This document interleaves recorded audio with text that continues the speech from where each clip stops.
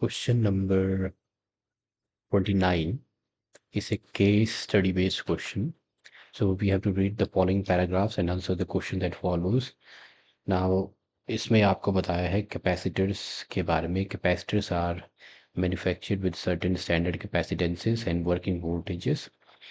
लेकिन ये standard values जो हैं these are not the ones that are actually needed in a particular application. तो उसके लिए हम क्या करते हैं, वो जो आपको पर्टिकुलर एप्लीकेशन में कोई कैपेसिटेंस की वैल्यू चाहिए, उसके लिए कैपेसिटेंस को या तो सीरीज़ या पैरेलल में ग्रुप कर देंगे ताकि वो डिज़ायर्ड कैपेसिटेंस आपको मिले. अब पता है आपको, जब कैपेसिटर्स को सीरीज़ में कनेक्ट करते हैं टोटल कैपेसिटेंस डिक्रीज़ हो जाती है जबकि वोल्टेज रेटिंग बढ़ जाती है.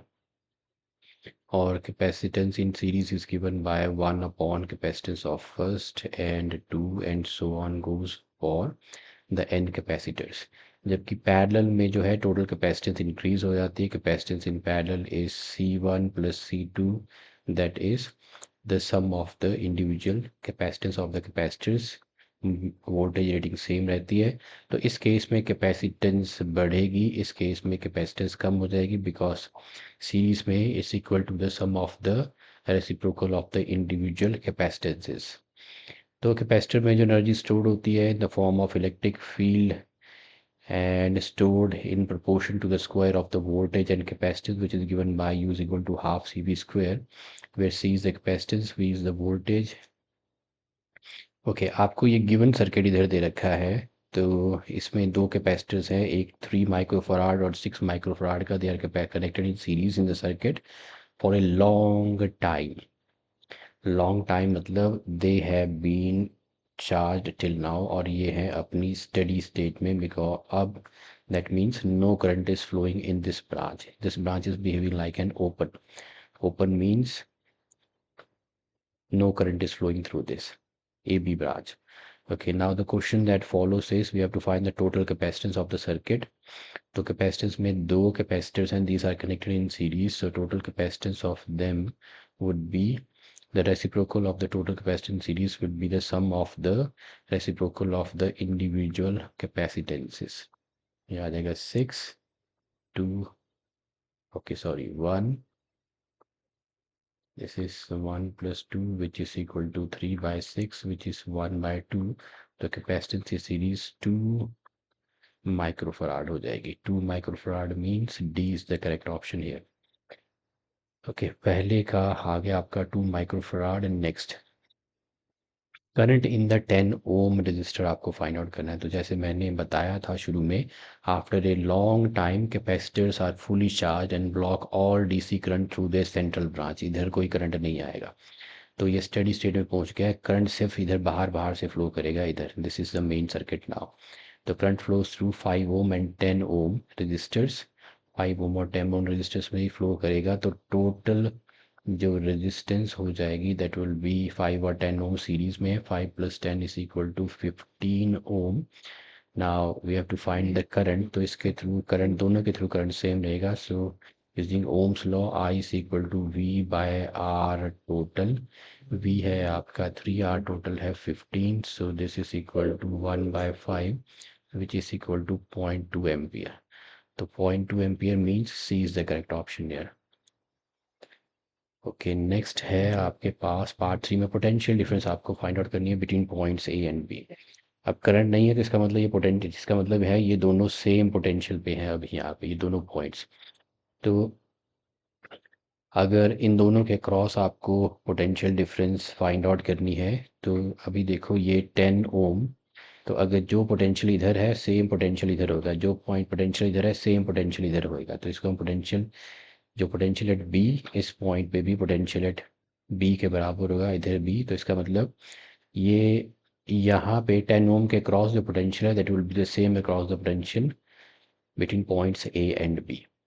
क्योंकि इधर आपको जब इधर आओगे तो इधर कोई भी सर्किट एलिमेंट कनेक्टेड नहीं है, सिर्फ कनेक्टिंग वायर है.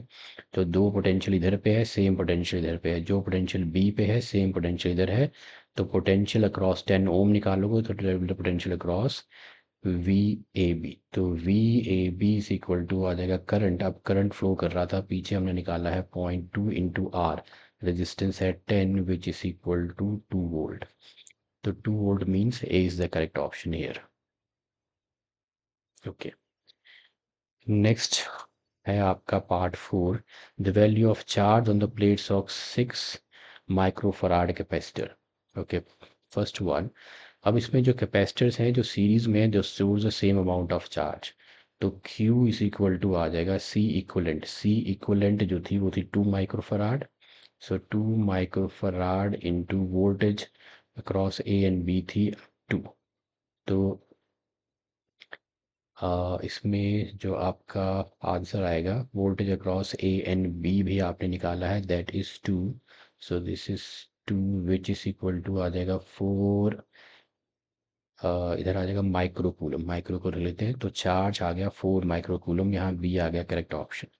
तो कैपेसिटर्स इन सीरीज जो है they store this exact same amount of charge.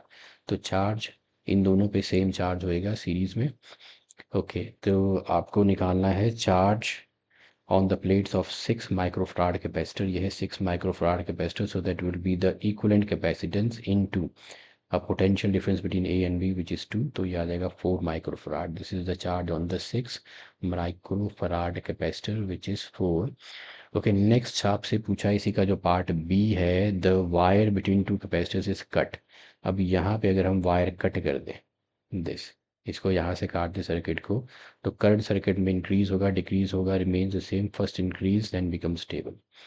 तो क्योंकि ये दोनों जो है सेम पोटेंशियल पे हैं, after steady state means after a long time capacitors जो हैं वो फुली चार्ज हो जाएंगे. These capacitors are fully charge and they blocks the current in the branch.